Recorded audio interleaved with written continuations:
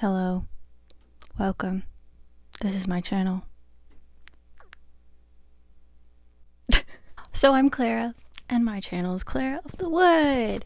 And mostly I talk about deconstruction, and I've been showing the art that I have been making as a process of healing and from my religious trauma and spiritual abuse and all of that stuff.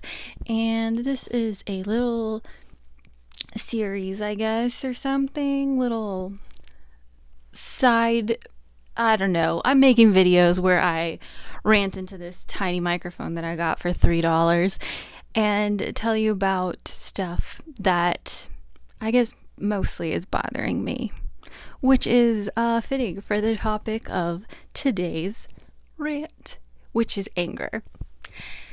Anger, repressed anger, feminine rage, one could call it, in conjunction with that, chronic pain. Yep, we're gonna go there. So here's the thing. Anger that is not allowed to be expressed comes up and manifests in other ways. And as I said a minute ago, I have that religious background. It was a very Pentecostal, conservative, charismatic kind of experience that I grew up in, was born in, all of that. And shouldn't probably be that surprising, but yeah, I would say I was not allowed to be angry at all. And so for a really, really long time, I just pushed it down, like you have to, right? But I also was genuinely, I think, in denial about how much anger I have and have been repressing since basically birth. And yeah, I've got so much pain. I have been in pain for basically as long as I can remember. I know I started to try to get answers and figure some of that stuff out in middle school, because that's when it was getting so bad, and we didn't get any answers. The chiropractor that was apparently good enough just said that I was making it up, basically, and there was nothing wrong. Turns out, I found out just this last summer, 2024, that I have scoliosis. So that's fun. Turns out I do have a valid reason to have been in pain my whole life, but it's not just that. Yeah, got a curve two curved spots in my spine. I'll show you. Mid back, kind of right here, I think, and then lower back. But you can't really lower back. Also, I'm wearing a jumpsuit. Here, I'm going to show you. I'm going to move the camera so you can see my cute jumpsuit. Haha! How great is that? Here, I'll sit down the mic so you can get a full view.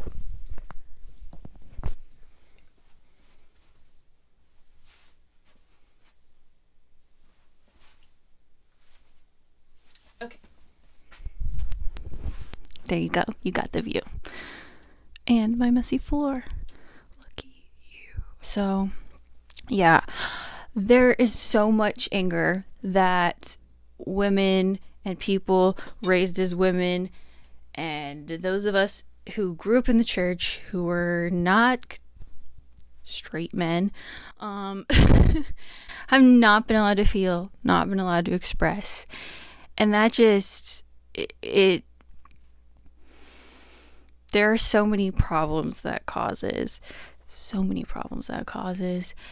And it kind of all clicked a few days ago. I came across a list on Pinterest, basically, that was signs of repressed anger, and so much of it checked so many boxes. And I've been coming to terms with my anger for a while now.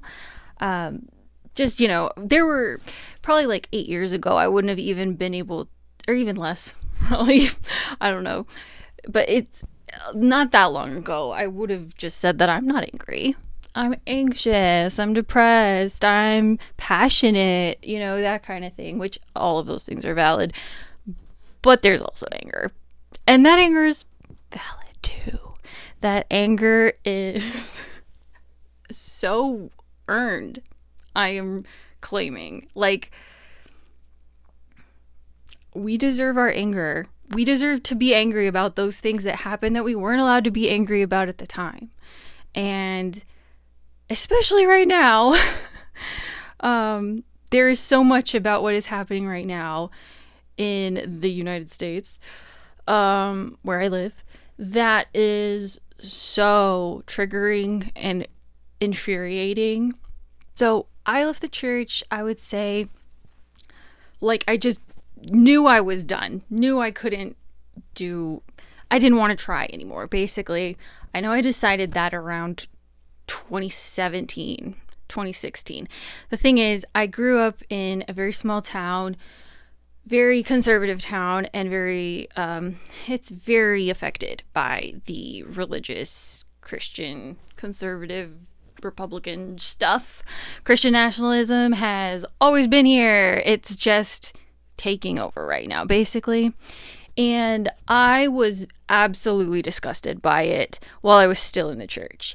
I have seen this coming from a mile away, one could say, far more than a mile. These people raised me.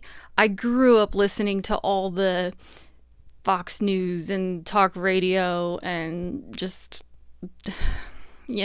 I grew up listening to that. I grew up around people who would say things like, a woman's prime is 18 years old or 16 years old, depending on who you're talking to. I've heard the weirdest shit forever. Like, I've known this was coming. I've been trying to tell people. I've been trying to warn people. Not online.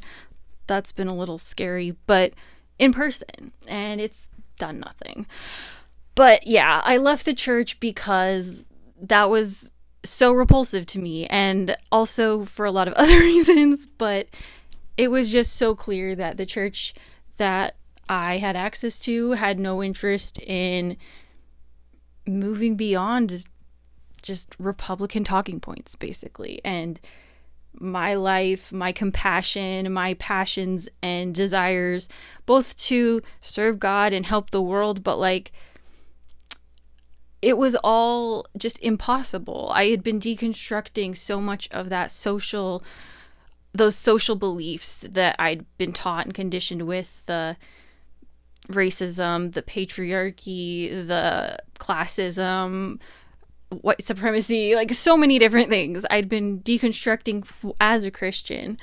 And so when the Christians around me decided to embrace and idolize Trump, our dear Donald, I just couldn't do it anymore. And also at the same time, it was just getting so triggering because a lot of those people and in those places are out in absolute denial about the abuse and the harm that they cause, and that a lot of their beliefs do cause people, along with just the lack of understanding and respect for what science can show us, observation and research.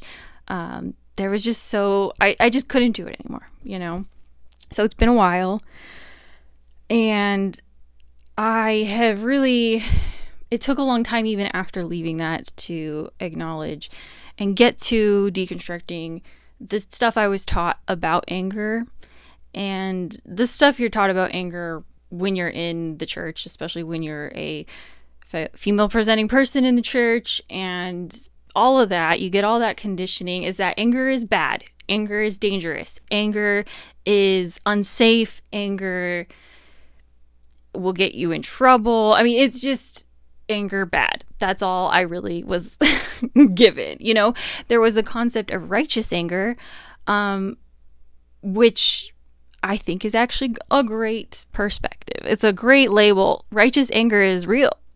But in that world, only men ever got to claim that. And it would be about very stupid things.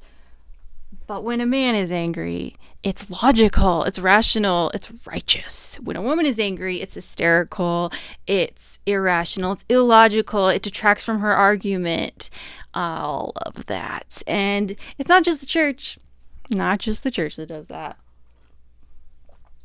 I actually began kind of deconstructing that anger stuff.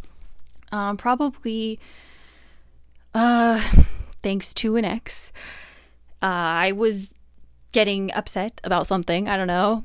Social justice, definitely. It definitely has something to do with all the injustices in the world, because that's the shit that has always made me the most angry. It's interesting that they want to shut that down. Foreshadowing, maybe.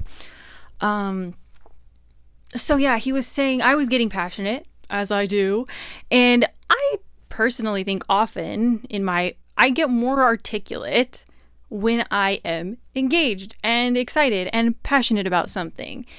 But that really seems to bother some of the men folk. I don't know, it's wild. Definitely has always made my dad upset. Getting too...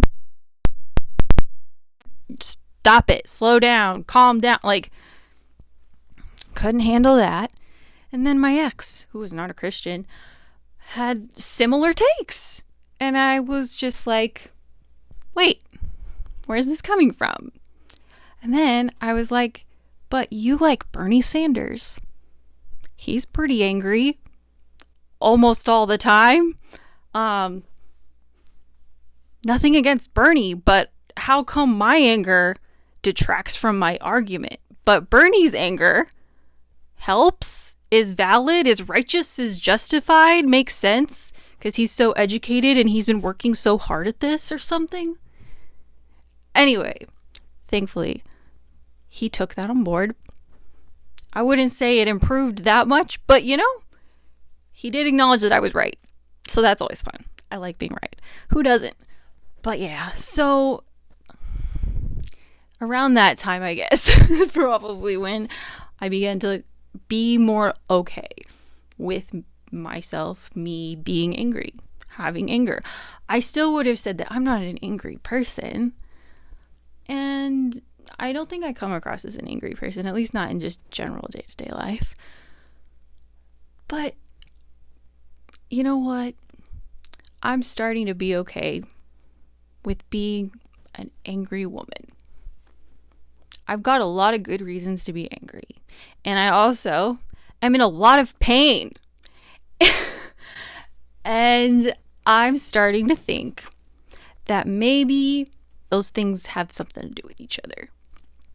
Maybe the pain is because I'm not expressing my anger. Maybe the pain is because I'm keeping it all in and it's been eating me up. It's been wreaking havoc on my body for decades. Maybe the research is taking us somewhere right. I don't know. We'll see.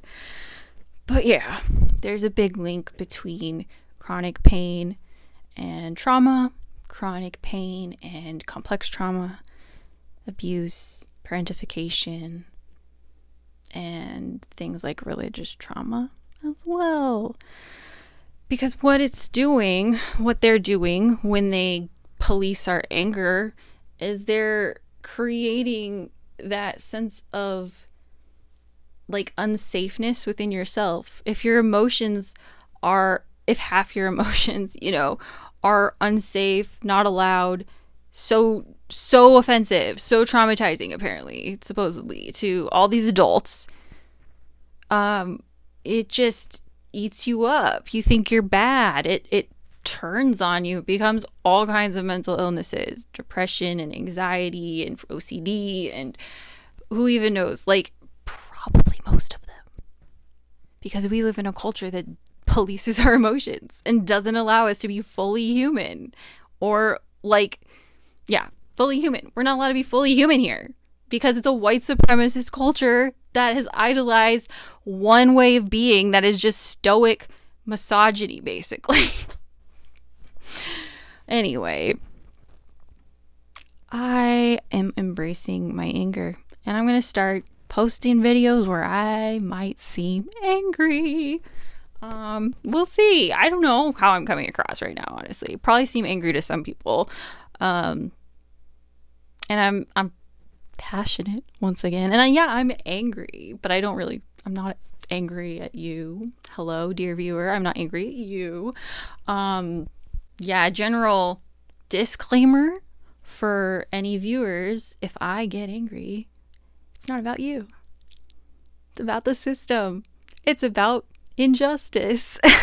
It's about abuse and trauma, okay? Oh my god, what am I doing? Anyway, I'm gonna get angry on here because I think I need to. I think I need to start expressing my anger in lots of ways. But one of them is just going to be like talking about what I think and what I see and what's frustrating, what's scary, what's wrong.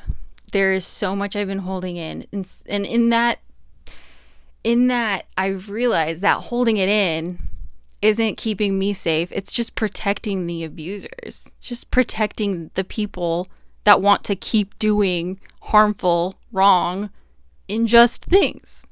They're the ones that benefit from my fear and from my silence. They're the ones that benefit from women being scared to show their anger and their passion and their intelligence and frustration and, like all of it. They're the ones that benefit. And fuck that. Fuck that. I'm not going to keep protecting through my silence, through my fear. I'm not going to keep protecting these abusive, ridiculous, delusional people. I'm so absolutely done with it. And I think I want to tell a story or two about times that taught me that I couldn't be angry. And yeah, because it's time to start getting some of that out. So yeah, let me decide which story I'm going to tell. It's genuinely so hard to pick. There are so many times when it was made explicitly clear to me that my anger was unacceptable and would only further my pain and suffering. And that looks like being excluded and isolated from my peers. That looks like just verbal abuse from other parents. That looks like physical punishment from parents. That looks like so many different things because it is genuinely something that they go so hard on. And let's remember that this is to like a small child. Like the oldest of the like stories I'm trying to shuffle through, I would say I was probably 9 at the oldest. Earliest, I don't even know when it started. I mean, I definitely had a lot of anger as a very, very small child, like 3 probably. And that was just always not okay. And so when it starts that young, who even knows like what the other like world would have created, you know? So when I was, for a few years, my family lived in Missouri. I was born in Alaska. My family lived in Missouri for a few years. And right before I turned 8, we moved back up to Alaska. And things were never great in Missouri. We were still in I experienced a lot of abuse there. But when we moved back up here, there were some things that were different. And while I would say some of the extremism wasn't as heightened, there was less like classism up here than there was down there, that type of thing. However, when we moved back up here and the people that we ended up kind of like being around a lot in like our homeschool groups and stuff, they were really big on boys will be boys. Boys will be boys. And that's going to be an entirely different rant at some point. But what that boiled down to ultimately was just boys will get away with anything. Boys will face no consequences for being mean, abusive, harmful, doing bad things, being cruel. No consequences. Boys will be boys. They're just being boys. Why don't you let the boys be boys? Why are you trying to make them be like girls? All your daughters will, you don't understand. You don't understand boys because you don't have a boy. Anyway, so we move back here. Somehow we end up around all of these boy moms. And so the first one, my younger sister and I were trying to play outside at co-op, trying to find friends to play with. And the boys, this group of boys, were throwing rocks at us. Literally throwing rocks at us. And I freaked out. I, at the time, was like terrified of stoning. That was one of the first stories I remember from the Bible that or learning from the Bible. And it just was Stephen, the first martyr, getting stoned to death. And I think there was there was literally a video to go with it. It was one of those Bible reenactment stories. Anyway, so I panicked. I was 8 years old and I just froze. I was just terrified. And then my younger sister, who's 2 years younger than me, she's a little bit more feisty. She wasn't quite as, I was very much trauma shut down, and she still lashed out a lot more than I did. Good for her. And so she was just yelling at them. She was like, "Stop it, you're stupid," whatever. I don't remember. I know she used the word stupid, which, because that's what they latched on to. So the parents are called. We're freaking out. I was crying. I don't know. I think I got my mom or something. And the boy moms turned on us. "How dare your daughter call my son stupid? They should not have even been out here. Blah, blah, blah. I don't even know. But it was our fault. We were the ones that were the bad kids. We were the ones that got in trouble for saying don't throw rocks at us." What? We were not allowed to be angry. We were not allowed to be angry. They went so hard on my sister, and I tried, there's only so much you can do. But yeah, boys will be boys. And then maybe a year later, not that long later, I was with my aunt and playing. I had some boy cousins from that aunt, and one of the families that she was friends with was also in that group at co-op. And one of those boys, he was quite a bit bigger than me. He wasn't older than me, but he was a lot bigger than me. And we were playing outside, playing on the snow pile, like King of the Hill or something. That's where you try to push each other off the hill, and whoever's on the top of the hill is King of the Hill, brilliant. And he just tackled me and just smashed my face into the snow. I was so scared, but at that point I knew better than to fight back. At that point I already was just take it. Didn't matter that my glasses were bent out of shape and basically broken. It didn't matter. I knew I had to endure it. And I did. And as soon as I could get up and get away without getting attacked again, I got out of there and I went and got in my aunt's car. And she said, "I'm really proud of you. Good job. You didn't fight back. You handled that really well." I think I was 9. And I was congratulated and approved of for one of the first times for not fighting back, for not defending myself from a boy that was significantly larger than me. And yes, I am still angry about that. I am very angry about that because that doesn't stop with me. I wasn't the last girl to learn that lesson. Oh no, they're still teaching girls that lesson right now as we speak. So yeah, I'm angry, and I am tired of holding it in. I am so fucking tired of holding it in. So we're going to start telling these stories. We're going to start talking about just the ridiculous beliefs and abuses that the church perpetuates and that Christo-fascists want us all to live under. Men should run everything, right? Makes total sense. Men are protectors. Right? Right? So, yeah. But the thing is, because we know how hard they have to go on little girls and their anger, that gives us, I feel like that's a clue, right? I think that is an important key.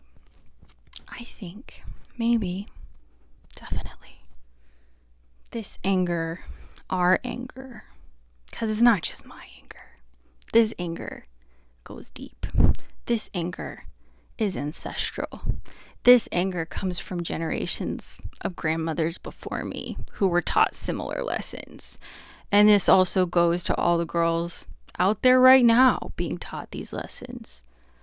This anger is a collective anger that they have been suppressing for centuries.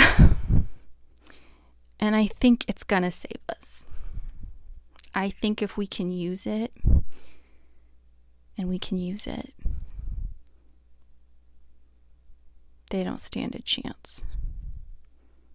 Because if grown men are that upset and offended by a child's anger, a little girl weighs 40 pounds, her fury is so offensive, so unsafe, so wild, so out there, so sinful, that you have to just squash it from day one. Why? Why? It makes no sense. Unless they're scared. I think they're scared. They're scared of our anger. They don't know what to do with it. Because anger demands change. And if they respected it, they'd have to change. So it's easier to just turn it into a sin. And they're doing everything out of anger. Like, Make America Great Again is a angry cry.